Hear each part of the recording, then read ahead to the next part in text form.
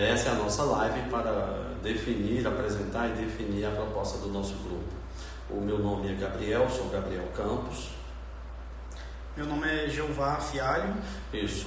E nós somos de Brasília, nós frequentamos a paróquia Nossa Senhora de Guadalupe, aqui em Brasília, a Arquidiocese de Brasília. Somos católicos, nos conhecemos no curso de teologia. Eu sou advogado e hoje eu estudo filosofia e teologia. O Jeová. Sou formado, tenho uma formação em computação e tenho uma formação também em teologia e estou fazendo agora o mestrado em teologia sistemática. Exato.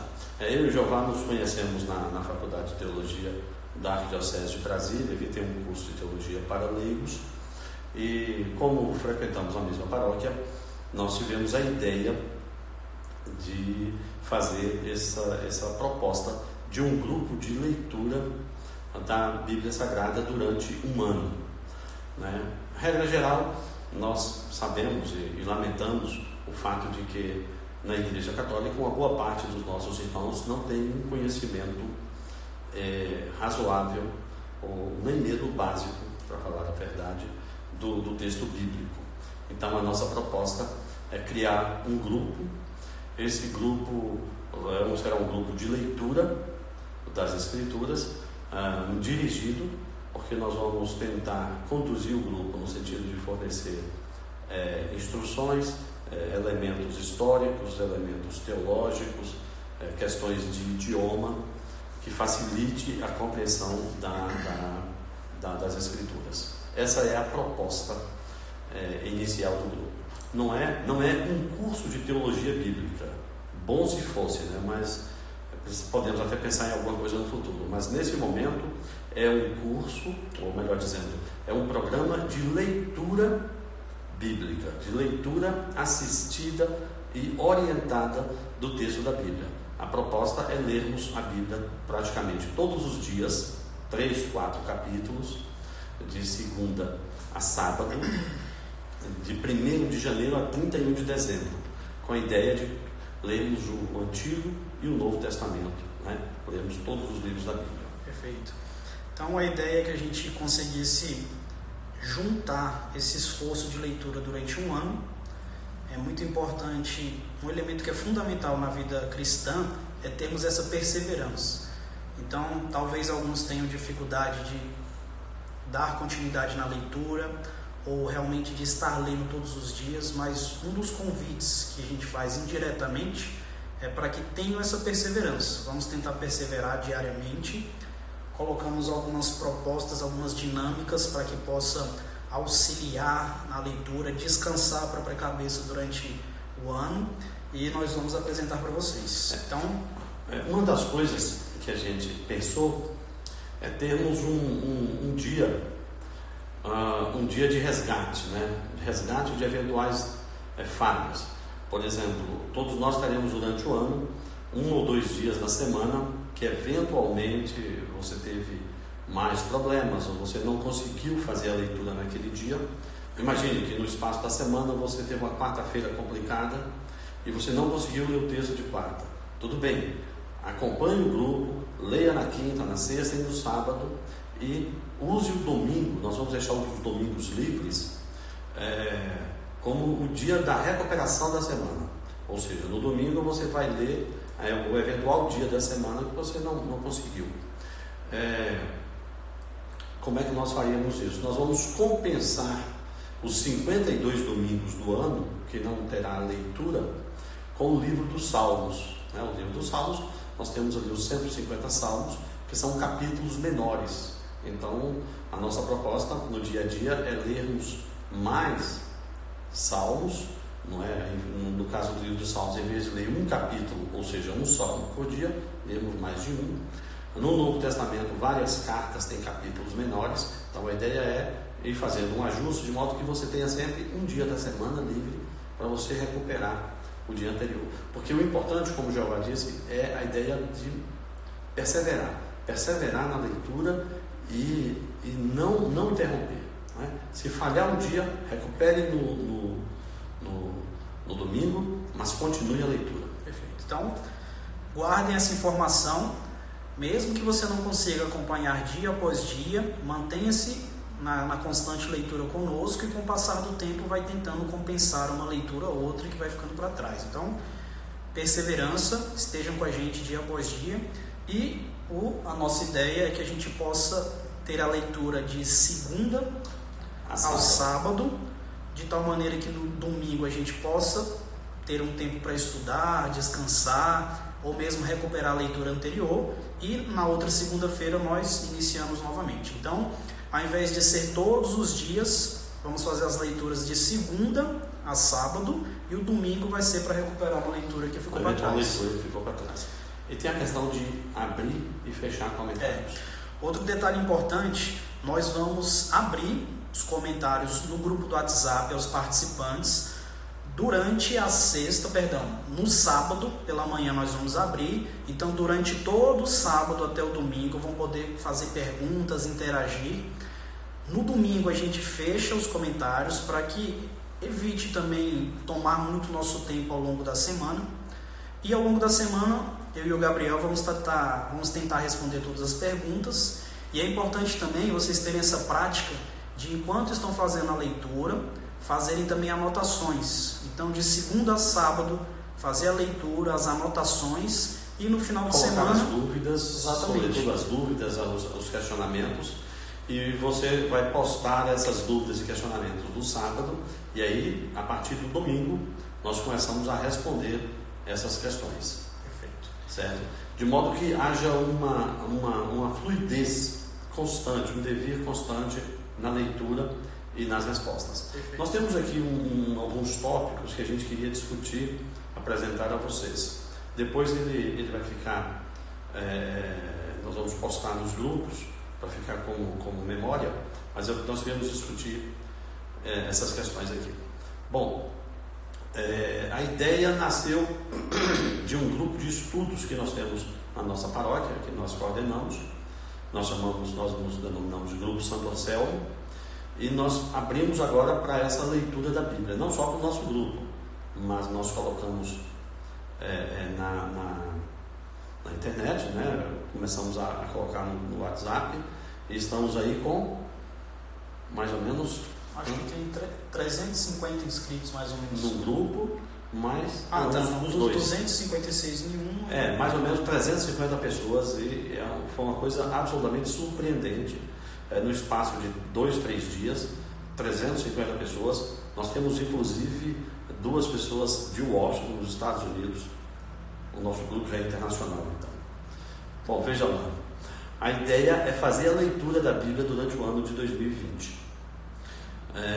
Nós tomamos o nome de Santo Anselmo como uma referência a Santo Anselmo de Canterbury, um bispo católico que viveu entre o ano 1033 e 1109. Ele é considerado o pai da filosofia escolástica e ele cunhou a expressão, sintetizando o pensamento dele, credo ut intelliga, que vai ser muito útil para a nossa leitura da Bíblia, né? Eu creio para inteligir, para compreender. Eu creio para compreender. A ideia básica dele é que a fé precede o conhecimento e o entendimento. Isso já nos livra de uma série de discussões, às vezes, desnecessárias ao longo do estudo da Bíblia. Bom, como nós já falamos, nós apresentaremos todos os dias pela manhã os textos que devem ser lidos, não é? De um modo geral, nós vamos manter aquela sequência: Gênesis, livros sapiensais, Salmos e os outros, e o Novo Testamento, não é? Eventualmente podemos fazer alguma alteração para que os livros históricos e os proféticos tenham alguma similaridade, se for possível, não é? Mas vamos manter normalmente essa sequência e apresentaremos os capítulos a serem lidos, não é? As dicas de leitura do dia, o contexto histórico para a compreensão da leitura. É preciso lembrar uma coisa: o grupo é de leitura, é um grupo de leitura. Algumas pessoas já nos fizeram perguntas ontem, anteontem e hoje, como se fosse um curso, como se tivesse uma interação maior. Não, é uma leitura dirigida. Você deve entender dessa forma, uma leitura dirigida. E então todos os dias você terá um conjunto de informações e dados para fazer a leitura da Bíblia, né? Nós somos um grupo confessional, nós somos católicos apostólicos romanos.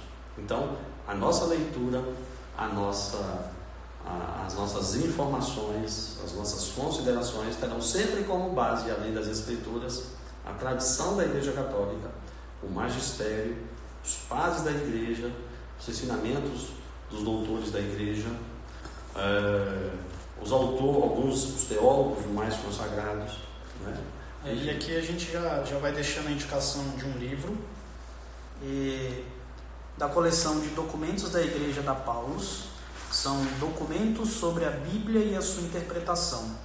Aqui é um conjunto de documentos escritos pela Pontifícia Comissão Bíblica, que foram compilados aqui nesse volume, e eles trazem informações para nós de que maneira devemos interpretar, qual é a luz que devemos utilizar, quais são as chaves de leitura que nós, católicos, nós debaixo do magistério da Igreja, devemos ter cuidado quando for fazer a interpretação das Sagradas Escrituras. Então essas obras tratam um pouco de revelação, de que maneira se dão os métodos de interpretação, o método histórico-crítico, o método narrativo. Vamos comentar um pouco sobre eles no decorrer do nosso estudo, mas, só ratificando o que o Gabriel falou, né, o magistério da Igreja há de orientar nessa nossa leitura e na nossa interpretação. É importante que você, no seu dia a dia, você reserve um momento específico. Você se organize, ou de manhã, ou à tarde, ou à noite, enfim, mas você tem um horário certo e específico para a leitura da Bíblia. É importante lembrar também uma questão importante. Nós não somos um grupo de debates. Nós não somos um grupo de debates. É óbvio que numa situação dessas tende a surgir questões um pouco mais complexas, questões mais difíceis, mas nós não pretendemos nos transformar num grupo de debates, de questões teológicas, históricas, religiosas. A nossa função é fazer, como se disse desde o início, a leitura da Bíblia, a leitura orientada da Bíblia. É possível que surjam questões complexas, mas nós temos um regramento sobre isso, como vamos tratar as questões complexas, inclusive aquelas que não podem ou não tenham condições de ser respondidas. A outra questão é sobre o... Deixa eu ver aqui. Outra questão é sobre... Deixa eu mostrar. Eventuais comportamentos em grupos de WhatsApp. Nós somos um grupo de WhatsApp de 257 pessoas e temos um outro grupo com mais de 100 pessoas. Então nós tivemos de tratar de algumas questões de convivência para a gente manter um clima harmônico e produtivo e de aprendizado ao longo do ano, né? Então nós temos no item 12 aí algumas questões bem simples, né? No período em que estiver aberto para perguntas e respostas, não se enviar aquelas saudações, bom dias, cartões, emojis, links. Não se pode negar fé à Bíblia Sagrada, à tradição, ao magistério, não é? Não aceitaremos também desrespeito para com a hierarquia da Igreja, sobretudo com os bispos e o Papa Francisco. A Igreja Católica é a Igreja com os seus 21 concílios ecumênicos, ou seja, uma igreja de continuidade. E, obviamente, pedimos que todos sejam bastante... Tem bom senso, bom senso, que sejam educados, gentis, corteses, bom senso, né? Caridosos uns para com os outros e tal. Eventualmente, aqui no universo de 350 pessoas, com certeza nós teremos pessoas de níveis diferentes de compreensão da história, de teologia e das Escrituras. Então, teremos perguntas mais simples, né? Que pode parecer a alguns perguntas triviais, mas não existem perguntas triviais, né? Temos pessoas também, com certeza, com conhecimento mais avançado, então temos de conviver e ser caridosos uns com os outros. De um modo geral, essas são as questões. Aí aqui esse conjunto de regras nós vamos disponibilizar nos 2 grupos que nós temos. Peço que vocês, com muito carinho, deem uma lida, compreendam exatamente cada ponto que a gente colocou lá. Esses pontos são principalmente para deixar mais claro o nosso objetivo, deixar claro a nossa confissão católica e estabelecer algumas regras para poder termos uma boa convivência digital, né? Poderíamos dizer assim. Exato. Então, em resumo, são esses os pontos. Peço que cada um de vocês possa dar uma lida. Só uma questão interessante. Nós temos até alguns exemplares de Bíblia, e isso está lá também. Aqui nós temos a tradição oficial da CNBB, a Bíblia de Jerusalém. Uma das coisas que nós deixamos claros no regulamento é que, como um grupo católico, nós vamos utilizar as versões católicas das Escrituras, né? Com o conjunto total de livros, conforme está no item 120 do Catecismo, né? O que inclui os livros deuterocanônicos. Outra coisa que nós deixamos claro no regulamento, é que nesse universo de 350 pessoas, aqueles aqueles cristãos não católicos, protestantes ou ortodoxos, não católicos romanos, são bem-vindos. Até mesmo aqueles que não são cristãos e quiserem ler a Bíblia conosco, são bem-vindos, mas sabendo que a nossa orientação é confessional, católica, apostólica, romana, né? Inclusive as edições bíblicas que vamos utilizar e ler são as edições acreditadas pela Igreja Católica. É isso. Agora vamos só conversar um pouco sobre que tradução da Bíblia devemos utilizar. Então imagino que cada um de vocês já tem uma Bíblia em casa, uma Bíblia que às vezes está parada lá um tempão, a gente vai tirar da estante agora. E vamos dar sugestões também para quem deseja trocar de Bíblia, queira comprar uma nova. Qual Bíblia vocês me sugerem? Não temos respostas que sejam totalmente absolutas, essa é melhor ou essa não é muito boa. Então vamos dar algumas dicas para vocês e explicar a razão pelo qual estamos dando essas dicas. Uma das primeiras que a gente queria apresentar aqui para vocês, eu vi algumas mensagens das pessoas falando que está espelhado a imagem, mas eu confesso que eu não sei como é que vira. Então, peço um esforço de vocês aí, de tentar enxergar mesmo espelhado, e depois a gente tenta tirar uma foto dos livros todos, tá bom? Isso. Bom, Pode falar.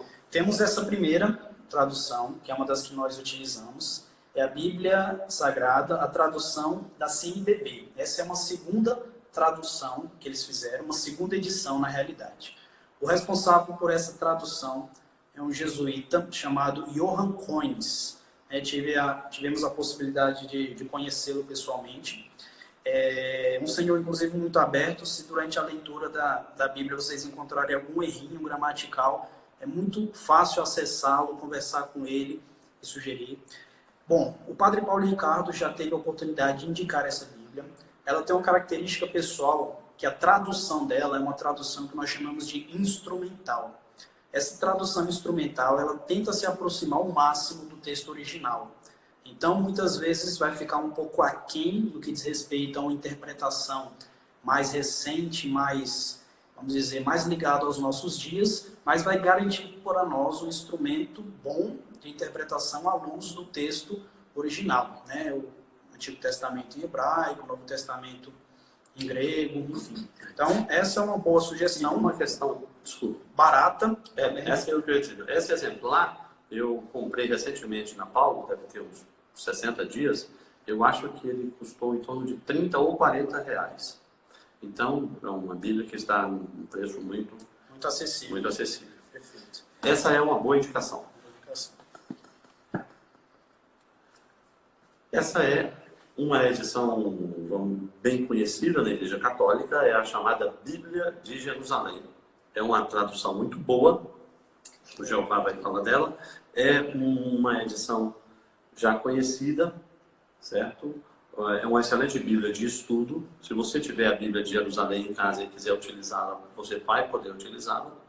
Quem quiser comprar a tradução oficial da CNBB também vai poder utilizar. São duas Bíblias muito... Eu, pessoalmente, gosto muito das duas. Basicamente, são as que eu leio com mais frequência. Exatamente. E um detalhe muito interessante, é comum a Bíblia de Jerusalém ser adotada nas faculdades de teologia, nos institutos de teologia, como uma boa Bíblia de estudos, né? Então, é uma tradução, o organizador é um senhor chamado Ivo Storniolo. Então, é uma tradução que ela não é feita a partir de uma pessoa só, como, por exemplo, a Almeida, muito conhecida no meio protestante.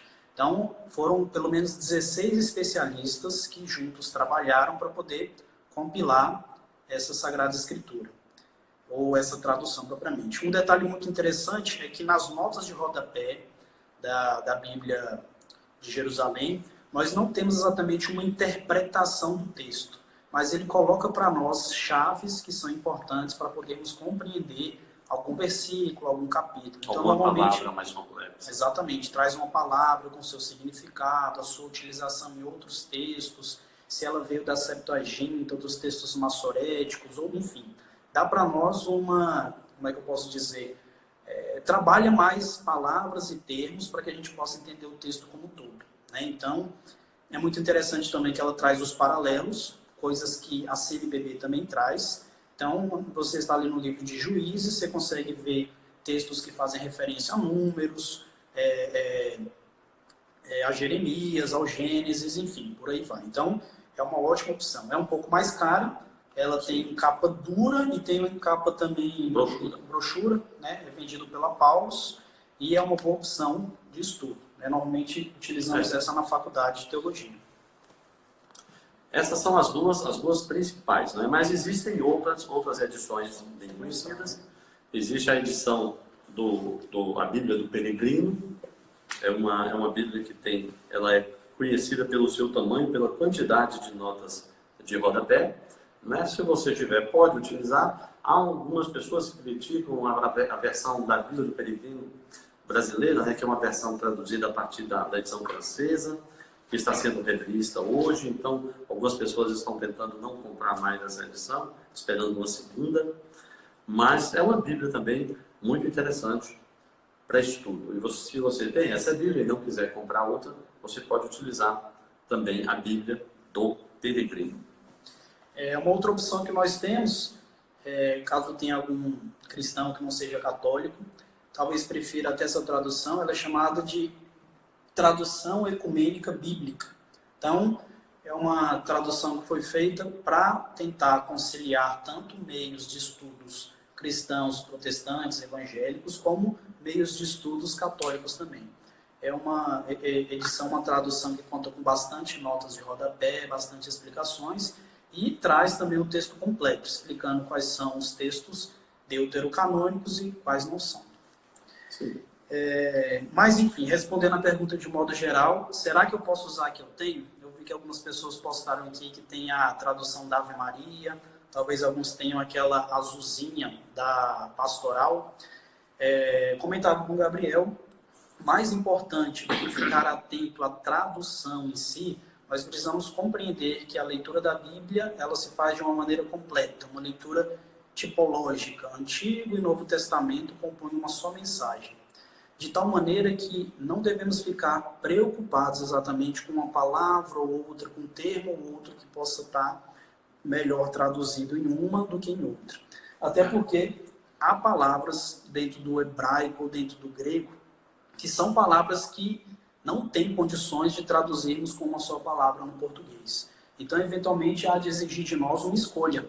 Um tradutor escolhe uma, um tradutor escolhe outra, e não necessariamente quer dizer que uma tradução é melhor do que a outra. E eventualmente nós teremos nesses casos, esses casos de palavras, vamos dizer, intraduzíveis ou de difícil tradução, tanto do hebraico como do grego, nós teremos no dia respectivo dessa leitura a nossa instrução ou as nossas observações sobre essa palavra em específico. Eu sugiro, se você pudesse adquirir a Bíblia, se tiver pessoalmente, isso é um período que eu não conversei com o Jeová, se eu pudesse, vamos dizer assim, adotar uma, eu adotaria a da CNBB, certo? Mas isso não significa que vai impedir a leitura da outra. Mas se você tiver condições de comprar a tradução oficial da CNBB, essa é uma tradução muito boa, né? Ela tem sido elogiada, o Jeová comentou, o padre Paulo Ricardo, que é uma pessoa de grande respeito da igreja, já fez vários elogios e a recomendou como a Bíblia pessoal dos seus alunos. Uma lista rápida de quais são as traduções católicas. Bíblia Sagrada da editora Ave Maria, né, alguns já falaram. É um livro muito popular. Bíblia Mensagem de Deus, publicada pela Loyola. Bíblia de Jerusalém, essa que nós mostramos. Bíblia do Peregrino, essa de capa verde que o Gabriel apresentou. Bíblia Sagrada, publicada pela editora Vozes. Bíblia Sagrada, edição pastoral, aquela que tem uma capa azul. Bíblia Sagrada, tradução da CNBB, que é essa que nós temos aqui em mãos.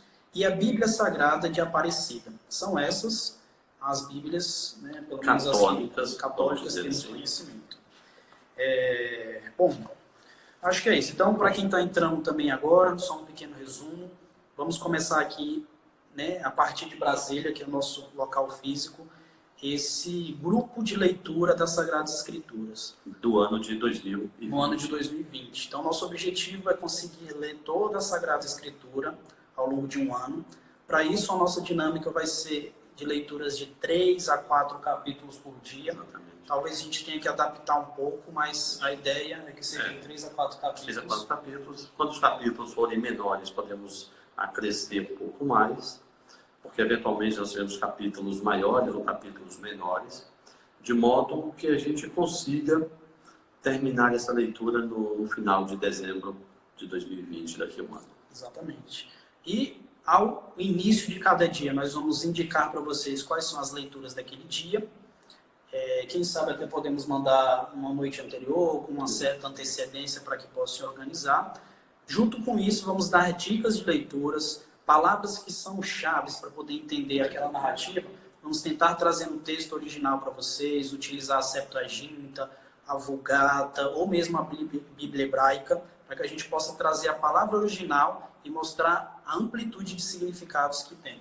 Então, a ideia é conduzir vocês, mais uma vez, como o Gabriel falou, não a um grupo de estudos, mas a um grupo de leitura. Então, vamos ler juntos, de maneira orientada, tendo sempre como base, como olhar fixo, o magistério da igreja. Então, essa vai ser nosso principal direcionamento. É isso. É isso mesmo. Então, vamos começar. Sejam bem-vindos e vamos a essa empreitada. Nós tínhamos você imaginou que teríamos quantas pessoas no grupo? No grupo? Eu imaginei que nós ficaríamos no círculo da paróquia Nossa Senhora de Guadalupe e mais algumas pessoas aqui em Brasília. Eu pensei em umas 25 pessoas. É aí mesmo. Bom, nós somos 350. Contamos com a compreensão, paciência de todos. Vamos estar todo dia estudando, atualizando, para que a gente possa fazer um bom trabalho e auxiliar bastante vocês. E eu acho que é isso. É isso mesmo. Qualquer dúvida a mais que tiverem, pode mandar aqui no canal. Vamos gravar esse vídeo para que a gente possa colocar no grupo para quem não tem acesso ao Instagram. Né? É isso, então. Tudo bem? Então, muito obrigado. E até logo. Até logo.